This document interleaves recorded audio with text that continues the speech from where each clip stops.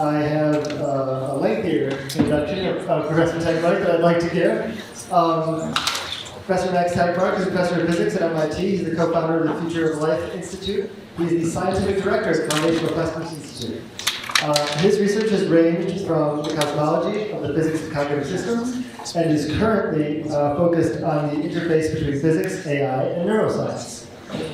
He's the author of over 200 publications and the books Life 3.0, Being Human in the Age of Artificial Intelligence, and Our Mathematical Universe, My Quest for the Ultimate Nature of Reality. His work with Sloan Digital Sky Survey on galaxy clustering was shared the first prize in Science Magazine's Breakthrough of the Year in 2003. Max today participated in our anti-debate on nuclear non-proliferation, and there are no winners or losers in anti-debates, but Max did himself quite well. And now he is here to talk to us about the future that artificial general intelligence could have in store for us. Without further ado, Mark Tegmark. It's a pleasure and honor to be invited here. Home game at MIT. I love effective altruism because I think it's all of it really is being not just creating positive experiences, as we heard about from Josh Green, but thinking about the really big picture. See how we can do it as best as possible. So in that spirit, let's start very big picture. After 13.8 billion years of cosmic history, our universe has woken up and become aware of itself. From a small blue planet, tiny conscious parts of our universe have begun gazing out into the cosmos with telescopes, right? Discovering something humbling. We've discovered that our universe is vastly grander than our ancestors imagined, and that life seems to be an almost imperceptibly small perturbation on an otherwise dead universe.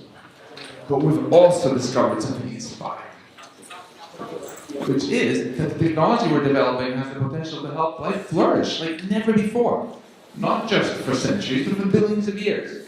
And not just on Earth, but throughout much of this amazing cosmos.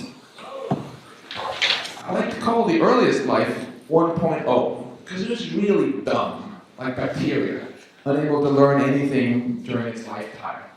I call this humans life 2.0, because we can learn, which we in nerdy EAGx speak might think of as installing new software into our brains, like languages and job skills. Life 3.0, which can design not only its software but also its hardware, of course doesn't exist yet, but perhaps the technology has already made us life 2.1, with artificial knees, pacemakers, and cochlear implants. So let's look more closely at our relationship with technology, okay? As an example, the Apollo 11 moon mission was both successful and inspiring, because it showed that when we humans use technology wisely, we can accomplish things that our ancestors could only dream of. But there's an even more inspiring journey, propelled by something more powerful than rocket engines, where the passengers aren't just 3 astronauts, but all of humanity. Let's talk about our collective journey into the future with artificial intelligence, okay? My friend and colleague John Talley, one of the EA godfathers, likes to point out that just as with rocketry, it's not enough to make our technology powerful. If we're going to be truly ambitious, we also have to figure out how to steer it and where we want to go with it. So let's talk about all 3 for artificial intelligence. The power, the steering, and the destination. Starting with the power. I'm going to define intelligence very inclusively, simply as the ability to accomplish complex goals, because I want to include both biological and artificial intelligence. And I want to avoid the silly carbon chauvinism idea that you can only be smart if you're made of meat. It's really amazing how the power of AI has grown recently. Think about it. Not long ago, robots couldn't walk.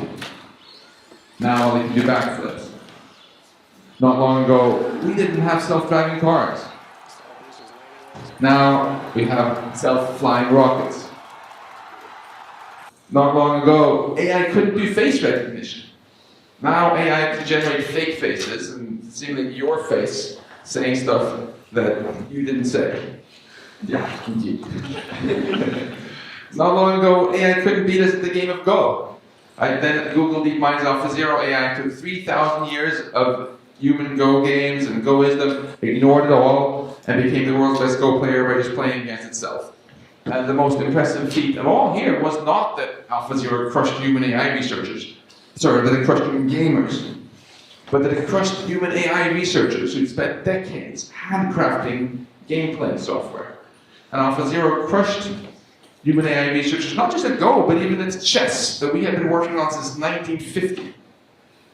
So all this amazing recent AI progress really begs the question, doesn't it? How far will it go?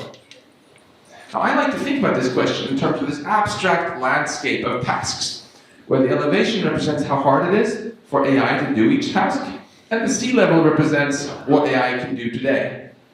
The sea level is rising as AI improves, so there's a kind of global warming going on here in the task landscape. And the obvious takeaway is to avoid careers at the waterfront.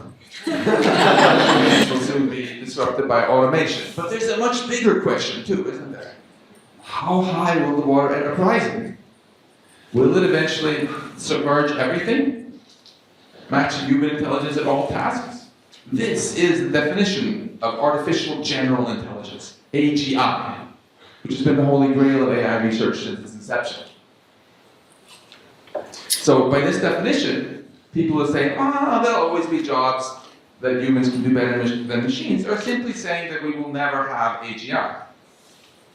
Sure, you can still choose to have some human jobs, or to give humans income and purpose without jobs, but AI would in any case transform life as we know it, with humans no longer being the most intelligent.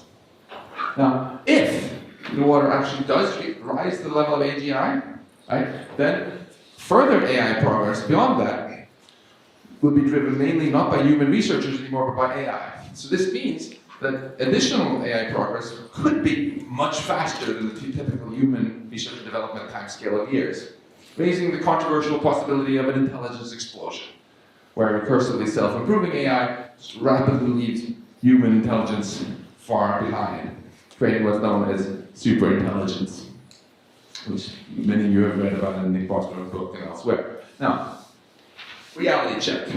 Are we going to have AGI anytime soon? Some famous AI researchers like Rodney Brooks say, it won't happen for hundreds of years. But others, like Google DeepMind CEO Demis Hassabis, are much more optimistic and working to try to make it happen much sooner. And recent surveys have shown that most AI researchers actually share Demis's optimism, guessing that we are going to get AGI within a matter of decades. So within the lifetime of many, but most of us, do look very fit and healthy. Maybe it's on a clean meat. So this begs the question, doesn't it? And then what? What do we want the role of humans to be if machines can do everything cheaper and better than we can? We face a choice, I think. One option is to be complacent. We can say, let's just build machines that can do everything we can do, not worry about the consequences. Come on, I mean, if we build technology that makes all humans obsolete, what could possibly go wrong? But I think that would be embarrassingly lame. I think we should be more ambitious. Let's envision a truly inspiring high-tech future and try to figure out how to steer toward it. That, to me, seems much more in the spirit of effective altruism. Which brings us to the second part of our rocket metaphor, steering. Okay, we're making AI more powerful, but how can we steer towards a future where AI helps humanity flourish rather than flounder?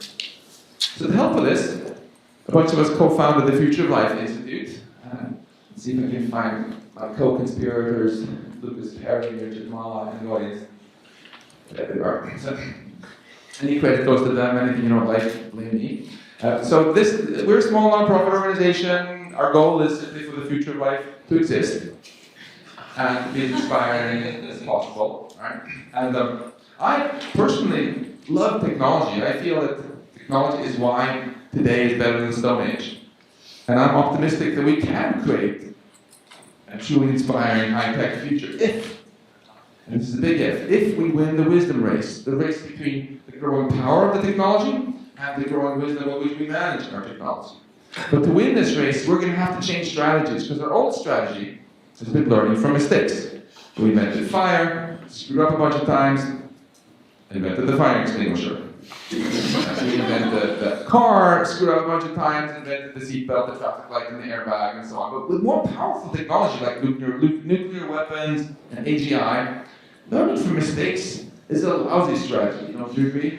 It's much better to be proactive than reactive. Plan ahead and get things right the first time, because that might be the only time we have. But it is funny, because sometimes people tell me, Max, shh, don't talk like that, that's Luddite scaremongering. But that's not scaremongering, that's what we hear at MIT called safety engineering. Think about it. Before NASA launched the Apollo 11 mission, they very systematically thought through everything that could go wrong when you put people on top of explosive fuel tanks and launched them up somewhere where no one could help them. There was a lot that could go wrong. Was that scaremongering? No, that was precisely the safety engineering that ensured the success of the moon mission. And that is precisely the approach I think we should take with AGI as well. Think through everything that can go wrong to make sure it goes right. So in this spirit, we've organized conferences bringing together leading AI researchers and other thinkers to discuss how to grow this wisdom we need to keep AI beneficial. Our last conference was in Tegmark, California last year. Some of you in the room were there. And the key output of this conference was this list of 23 principles, which has just been signed by over 1,000 AI researchers and key business leaders. And I want to tell you about just 3 of them. One is that we should avoid an arms race in lethal autonomous weapons. The idea here is that any science can be used for new ways of helping people or new ways of harming people. For example, biology and chemistry are much more likely to be used for new cures or new materials than for new ways of killing people. Because biologists and chemists worked really hard to stigmatize and ultimately ban biological and chemical weapons. And in that spirit, most AI researchers similarly want to stigmatize and ban offensive lethal autonomous weapons. Another similar AI principle is that we should mitigate AI-fueled income inequality. I think that if we can dramatically grow the overall economic pie with AI, and we still can't figure out how to share that pie so everyone gets better off, then shame on us. Now, raise your hand if your computer has ever crashed. It's a lot of hands. Well, then you'll appreciate this principle that we should invest in AI safety research. As we put AI in charge of ever more decisions and infrastructure, we have to figure out how to transform today's buggy and hackable computers into robust AI systems that we can really trust. Otherwise, all this awesome new technology can malfunction and harm us, or get hacked and be turned against us. And this AI safety work has to include research on AI value alignment. Because the real threat from AGI isn't malice like in silly Hollywood movies. It's competence. AGI accomplishing goals that aren't aligned with ours. For example, when we humans drove the West African black rhino extinct, we didn't do it because we were a bunch of evil rhinoceros haters, did we? We did it because we were more intelligent than them and we had goals that weren't aligned with theirs. Now, AGI is by definition more intelligent than humans, so to make sure we don't put humans in the position of those rhinos if we develop AGI, we need to figure out how to make machines understand our goals, adopt our goals, and retain our goals. Now, which goals should they be? That brings us to the third part of our rocket metaphor, the destination. We're making AI more powerful, trying to figure out how to steer it, but where do you want to go with it? This is the elephant in the room that almost nobody's talking about, even in technical circles, because we're so focused and obsessed about near-term AI challenges. But we, species, are trying to build AGI. What kind of future society are we hoping for? if we succeed. We did a recent opinion poll on this, and I was actually quite struck by how most people want us to build superintelligence. AI that's vastly smarter than us in all ways. The greatest agreement was on we should just be ambitious and have life spread throughout the cosmos. But there was much less agreement about what the role of humans should be, even at the most basic level. In particular, great disagreement about who or what should be in control. I actually was quite surprised to see that there's even a stronger people here preferring to be just machines. A lot of misanthropics. So what should the role of humans be? What sort of future do we ultimately want to steer towards? Here's how I think about it. Don't get me wrong here. I'm not talking about space travel. Simply talking about humanity's metaphorical journey into the future. Okay? One option that some of my AI colleagues like is for us to build superintelligence and keep it under human control, like an enslaved god. Disconnected from the internet and used to produce unimaginable technology and wealth for whoever controls it. But Lord Acton warned that power corrupts, and absolute power corrupts absolutely. So you might worry that maybe we humans aren't wise enough to handle this much power. Also, you might worry, besides many moral qualms you could have about enslaving superior minds, you might worry that the superintelligence might outsmart us, break out and take over.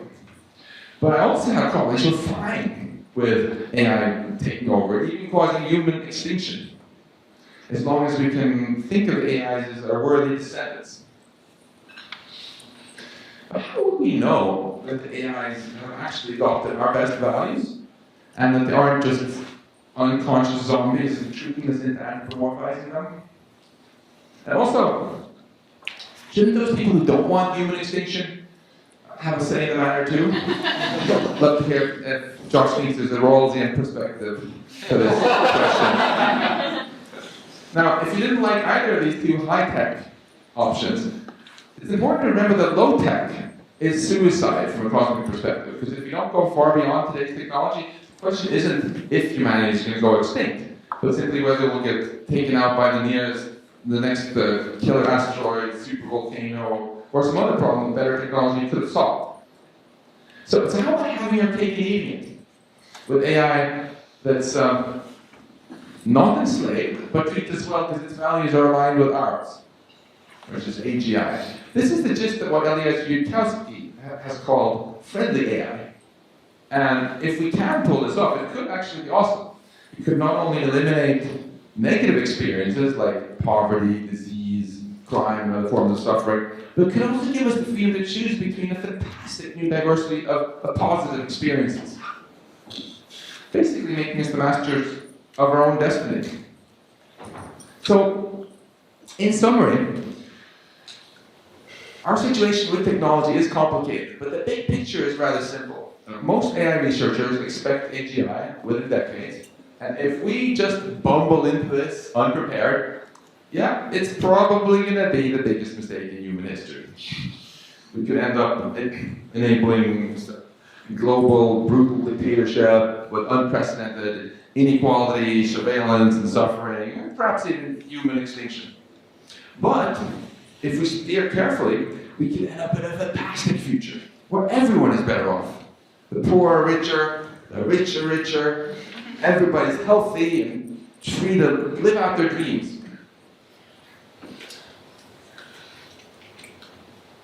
Wait a minute, you might ask, this future is supposed to be so cool. Do you guys want a future that's politically right or left? Do you want a pie society with strict moral rules, or a hedonistic free-for-all like Burning Man 24/7? Do you want to have beautiful beaches, forests, and lakes, or do you want to rearrange some of those atoms into computers enabling virtual experiences? With friendly AI, we can simply create all of these futures and give people the freedom to choose which one they want to live in, or which society they want to live in, because we would no longer be limited by our intelligence, just by the laws of physics. So, the resources and space for this would be astronomical, literally. So here's our choice. We can either choose to be complacent, taking as an article of blind faith that any new technology is just guaranteed to be beneficial, and just repeating this as a mantra to ourselves over and over and over again as we drift like a rudderless ship towards our own obsolescence. Or we can be ambitious, thinking hard about how to steer our technology and where we want to go with it to create a truly awesome, inspiring future.